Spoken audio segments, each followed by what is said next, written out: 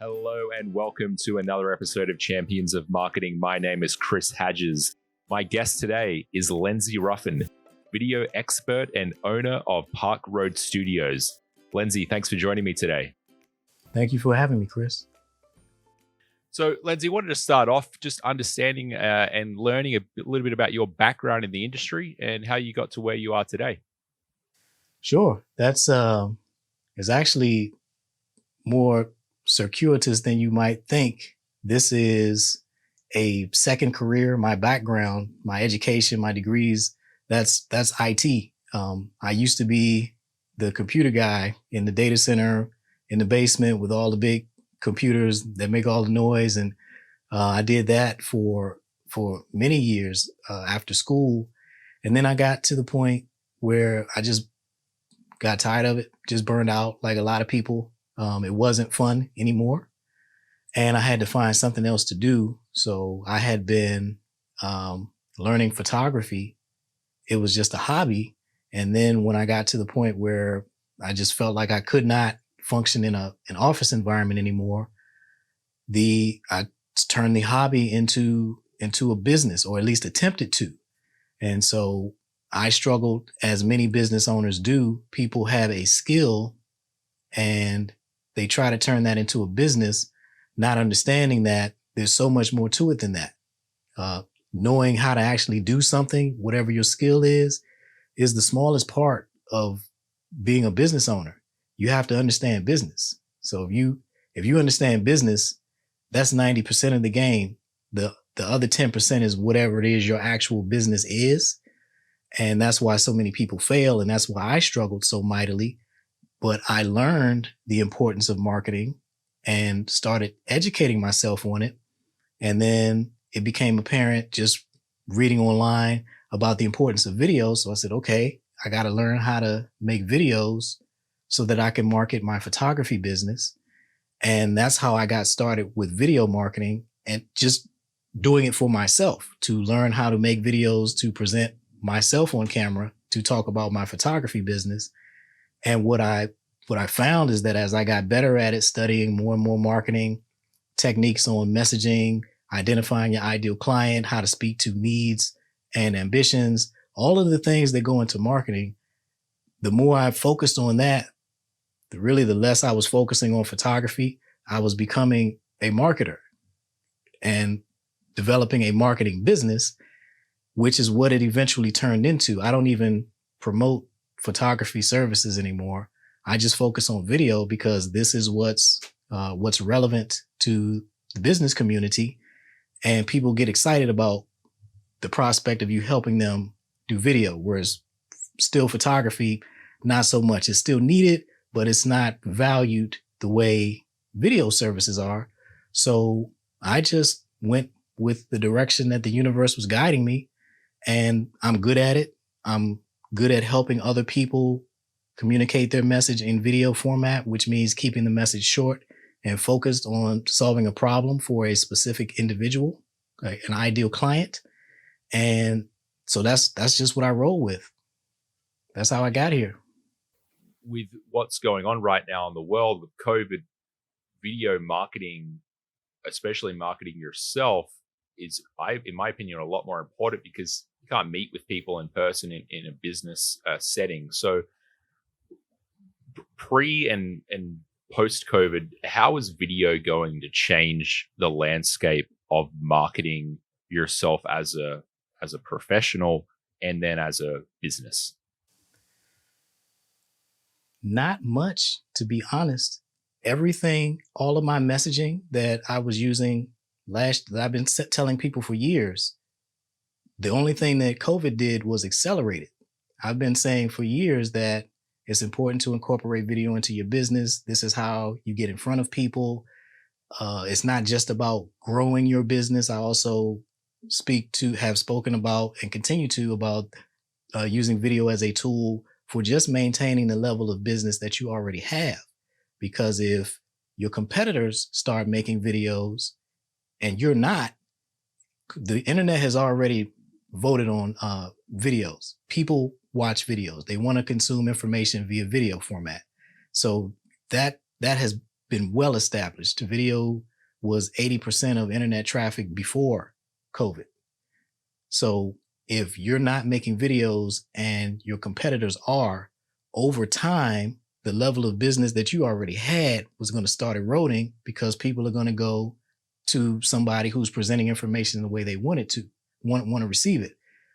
What happened with COVID is it just accelerated that immediately. It went from, it was not the threat that I was trying to warn people about was the threat from competition. Never saw the threat of COVID coming. Nobody did. Well, COVID showed up and took away everybody's business. And now it's a race to who can get some video stuff out so that they can get back in front of people. Because if you earned your living standing in front of a room full of people, coaches, trainers, public speakers, anybody who presents at conventions and conferences and such, if that was how you earned your living and generated leads for your business, your calendar got erased. Your whole 2020 calendar got erased in March. And if you have no video capability, you're not leveraging LinkedIn or whatever social media platform your target audience hangs out on and using video to put yourself in front of them, I don't know how you generate leads for your business. So how do you work with your clients who are at the very beginning stages? They've never produced a video before. They don't have any equipment to do so. How do you begin from that point to get them to the point of producing videos at home that look very professional? It starts with their objective. We determine what it is they're trying to accomplish. For some people, it is just a matter of looking better in web conferences. For other people, they need to actually produce training content. So they're educators. They're used to delivering their material in person. Well, that's out now. So if you're a corporate trainer, you need to be able to deliver your training online, or you're not going to be considered, because those companies are not going to fill a room full of people for you to train all day anymore. So it's about determining what within the spectrum of things that one can do with video do you need to do. And then we starting with that, we look at what equipment do you already own, and can we leverage this to accomplish what you're trying to accomplish, or do we need to supplement it, or do we need to replace it entirely with better equipment that's going to make it easier for you to produce the content that you're trying to produce? Mm-hmm. Now, I know that you use LinkedIn quite a lot as a platform to post your videos. YouTube is another obvious platform, the most popular video publishing platform online. Apart from those two, are there any other ones that you suggest your clients be using? Yeah, I actually have a really long article, long and extensive, about the merits of YouTube versus Vimeo. Vimeo is another hosting platform. So it's about, again, your objective. You can use YouTube as a place to host your videos so that you can publish them on your website, embed them in a blog or whatever, in which case you're using your website as the destination. You want to build up your email list. You're attracting people to your blog. Some people are YouTubers. Their YouTube is their destination. They don't even have a website. Their goal is to grow their YouTube channel. So YouTube is their ecosystem. For businesses, that works fine for YouTubers. For businesses, I generally recommend Vimeo. Well, I lay out the case. Here's what you get with YouTube. Here's what you get with Vimeo. And generally, people will conclude that Vimeo is the better choice for them, because YouTube is a social media platform. That means the objective of YouTube is to keep you on YouTube as long as possible. So while your video is playing, over here on the sidebar, there's every random video you can imagine based on your internet search history. YouTube is trying to pull you down into the YouTube rabbit hole, and they're doing the same thing to your target audience. So when you get somebody watching your video, YouTube's not doing you a favor by putting all these distractions over here that will pull people away from your video before they finish watching it. So for businesses, that's how YouTube works against you. How it works in favor for you is this the number 2 search engine behind Google because Google owns YouTube. So what I try to get people to consider is doing the best of both worlds. You can post your content on Vimeo, which is designed for business purposes. So when you share a video on Vimeo, when somebody's looking at your video, the only thing that appears on the side are more of your videos. So the only rabbit hole they can go down is yours. There's no ads and all these other distractions that come with YouTube. It is designed for business people or media professionals, people who want to deliver a clean experience to their viewer. You want to deliver them just what you're presenting and nothing else. So the way you can leverage both, is you can put short form content on YouTube and just use that for the search engine optimization so that people can find the stuff, and you have a short clip of a longer video, and in the description of that short clip you can link to your Vimeo, which takes them from the wild wild west, that's what I call YouTube, to your private garden where you have a much better opportunity to retain the attention of your audience. So those are the two big video hosting platforms where you can post you post your videos. Then it's a matter of, are you directing people to your YouTube account, your YouTube page, or to your Vimeo channel? Or are you just using them as video hosting platforms and publishing the videos through your website, which is what I do. I use Vimeo, but I never send people to my Vimeo account. Vimeo is just there because you have to have somewhere to host your videos. And then I publish them via my blog. And when I'm driving traffic, I'm telling people to visit my blog. When I'm sending out links, I'm sending out links to my blog. But so that's how you can work through what's best for where you want to host your videos. As far as publishing them, yeah, you got YouTube, you got Vimeo, you got all the social media platforms. That is really going to be about your ideal client. Everything is based on your ideal client. Where are they hanging out? That's where you're going to post your stuff. And not just where are they hanging out, but where are they hanging out and will be receptive to the information you're delivering. So if you are an accountant, for example, your ideal client has a LinkedIn account and they have a Facebook account and they have an Instagram account. They are not going to be receptive to your accounting messages on Facebook and Instagram. That's not why they logged into those platforms.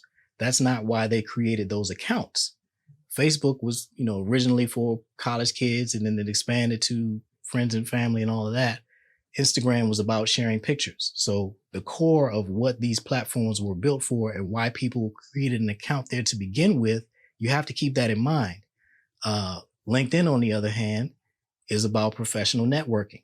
So that same person who has an account on LinkedIn, Facebook, and Instagram will be receptive to your messaging as an accountant on LinkedIn, but they don't want to hear that on Instagram or Facebook, and they don't want to see pictures of your family on LinkedIn. So it's about delivering the right message on the right platform for you to be able to reach your ideal client.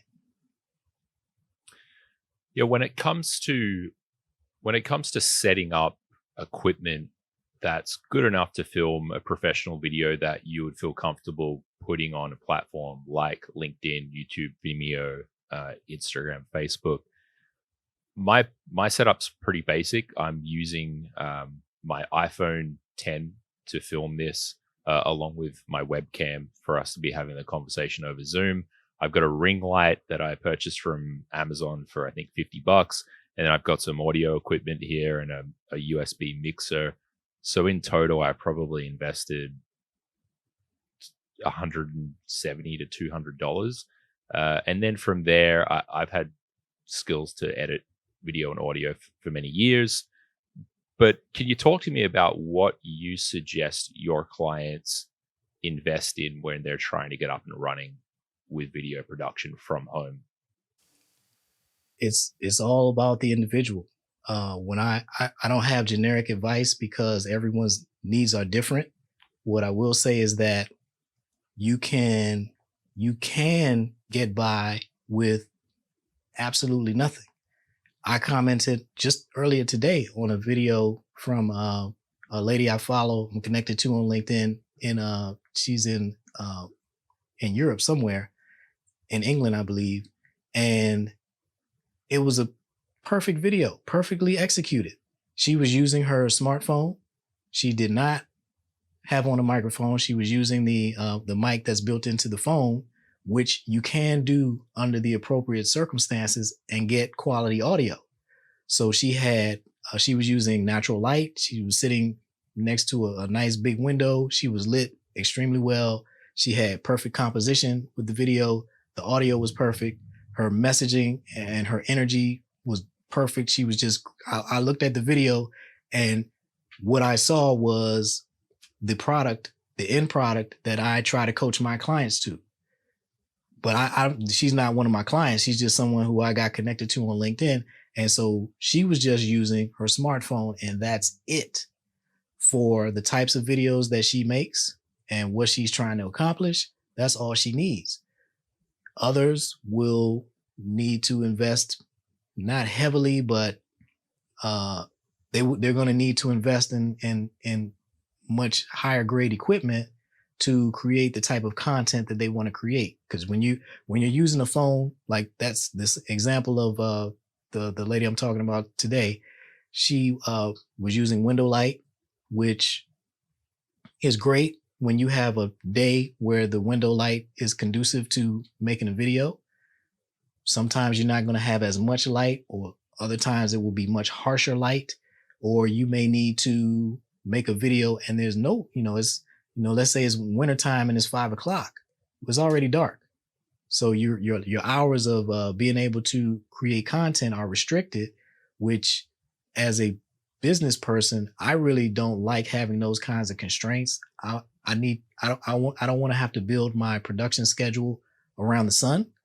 So, yeah, the equipment, it really depends on what you're trying to do. You don't have to spend any money, and in some cases you'll have to spend a few thousand. There's just a range.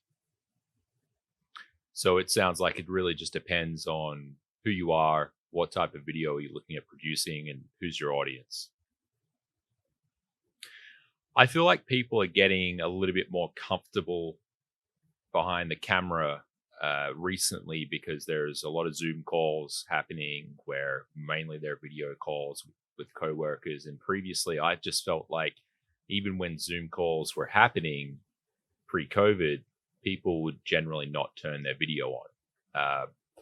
So for the people that are still a little bit shy to get behind the camera or in front of the camera and film themselves, how do you coach people through that? It's really, well, I try to show them by example. I use my website as an example. Lots of times people will comment on a particular person's video, or they will see somebody on my website and go, man, they're such a natural. I can never be that good. And invariably they're talking about somebody who they're looking at a video that person made on their very first day. And that person came into the session thinking the same thing. They were looking at somebody else's video on my website and saying, I could never be that good. They're natural. And it's just not the case. There are very few people who are just natural on camera talents. Most people, the overwhelming majority, start out stiff and scared, but we can work through that quickly. When you're working with somebody who knows what they're doing, all of those nerves and everything, that goes away in 20 or 30 minutes. It's really, a lot of it is the fight or flight reaction. They're looking at the camera like it's a gun. And eventually your brain just settles down and says, okay, it's been 10 minutes and I'm still alive. There's no threat here. So those threat mechanisms in your brain just shut down, and you relax and your personality comes out. And then once you record a quality video successfully and I show it to you and you look at it and go, okay, yeah, I did. Yeah. Okay. That little bit of confidence right there. I don't care how long it takes, how many takes it requires for us to get to that point where we've produced one that's a keeper. Once you see that keeper, okay, yeah, I can do this. So the next one becomes easier, and then it becomes easier and easier. And then from that point, just that one session is all it requires to get people to realize that this is something that they can do and do well, but they have to do it scared. A lot of folks have to, this is what I tell them, you got to do it scared. You cannot wait until you're not scared to attempt it, because that's never going to happen. You just got to do it scared, and then the fear is going to dissipate in 15 or 20 minutes. Yeah. There's the ability to set up equipment and press play, then the learning and the skills required to get comfortable in front of the camera, and then you've got the editing of audio and video. I work at Adobe, so I use Adobe Creative Cloud products, so Premiere Pro, Premiere Rush for video, and then Adobe Audition for audio. They are relatively expensive products. You're probably looking at, I think it's like $21 a month subscription if you wanted to have Premiere Pro or Premiere Rush. I don't recommend Premiere Pro for people that don't have prior experience, but Premiere Rush is a pretty cool piece of video editing software that's quite simple to use, and it's built for people that just want to film simple videos, cut and slice things together, and then post to social channels. When it comes to you and how you edit your videos, what software are you using, and what do you recommend to your clients who are just getting started with audio and video editing? I'm on Mac, so I use Final Cut Pro. I started with iMovie, which for people getting started who are already using a Mac, I recommend iMovie. It's built in. Use it until it gets to the point where you have requirements that it cannot deliver. And for most people, they're never going to get there. As a video professional, I need to be able to do much more stuff than the average business owner or business professional needs to do. The basic editing capability that comes with iMovie is all most people are going to need. On Windows, nothing comes pre-installed for video editing. As I understand it, I haven't been using Windows much, but there are free video editors that you can download, and any of them are going to have the basic functionality that you need. So I recommend folks just use that, one of the free options. Yeah, I would recommend the same thing. I wouldn't suggest spending any money on software when you're getting started, but if you feel like you hit a barrier and you need to do more with your editing or your audio, then perhaps an Adobe product is good. A Final Cut Pro has been around for many years and is used by a ton of people around the world. So when it comes to learning how to edit, are you teaching your clients, or are you suggesting certain websites to learn things like Final Cut Pro? I actually don't recommend they edit. What I advise my clients, because I'm working with business owners, I explain to them that video is a time vacuum that you would not believe. Mm-hmm. And that's when you know what you're doing. It is just a time consuming task. When you don't know what you're doing, you're adding this massive learning curve on top of it. That's just a huge, huge time vacuum that you just don't have. As a business owner, this is not a task that's generating money for you. It's actually costing you money, because there are other things in your business that only you can do. And you're going to be taken away from that for an extended amount of time, editing even just a short video. Just the ratio of the length of a video to the amount of time that it takes to edit it is just insane. So what I recommend is, learn the basic editing. So how to trim the beginning of your video and the end, how to put your a little graphic on the screen with your name, pop that up, and then let it go away when you introduce yourself. How to put your website on, pop that on as a graphic at the end, or as you present it, saying your call to action, visit my website at whatever.com, pop it on screen. flash it off, and how to maybe add a graphic at the end. I'm talking about the super basic elementary ABC of video editing, not DEF and the rest, just ABC. You need to know this much so that you can publish a video anytime you need to without having to engage somebody else. Beyond that, you're better off engaging somebody else because of how much time it's going to take. Mm-hmm. Yeah, I think one of the perceptions that people have of getting started with video is that it is really difficult. But I think people like you that have these businesses that consult beginners on video, it doesn't take long to realize that it's actually quite simple. Once you're set up, there are ways to maybe outsource your editing if you wanted to do something a little bit more professional. But ultimately, it's very simple to do from home, and it's super effective. And you've got platforms that allow you to post for free. So there really is no reason why a business or consultant or coach shouldn't be using video today. So Lenzy, for anyone that's out there that wants to get in touch with you, maybe they want some advice, maybe they want to work with you on getting their own home studio set up or getting started with filming video, what's the best place for them to reach out to you? They can reach me on the web at parkroadstudios.com or connect with me on LinkedIn. Lenzy, I will put all the links in the bottom of this video in the description on YouTube and also on LinkedIn. I'll tag you on LinkedIn, so for anyone watching, it'll be easy to find Lenzy, send him a connection request, and he has a ton of great videos that he releases, and make sure to check out his website. Excellent. Thank you so much, Chris. Thanks a lot for joining me, Lenzy. All right.